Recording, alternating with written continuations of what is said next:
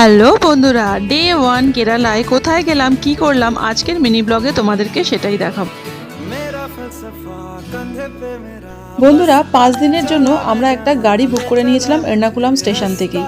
সেই ভাইয়ের phone number আমরা দিয়ে দেবো। একটা জেনুইন ছেলে আমরা পেয়েছিলাম 5 দিনের জন্য।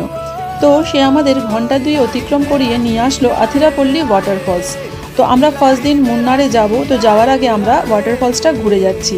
এইটা বিশেষ কারণে বর্তমানে বিখ্যাত, সেটা আমি তোমাদের জানাচ্ছি। বন্ধুরা, বাহুবলী মুভির কিন্তু এখানে কিছুটা অংশ শুটিং হয়েছিল। তো এখানে আসতে গেলে তোমাদের গাড়ি থেকে নেমে প্রায় 1 কিলোমিটার পথ হেঁটে আসতে হবে এবং ঢোকার সময় অবশ্যই কেটে নিতে হবে টিকিট। এই 1 কিলোমিটারের মধ্যে প্রায় 500 মিটারের রাস্তা ভীষণই বন্ধুর।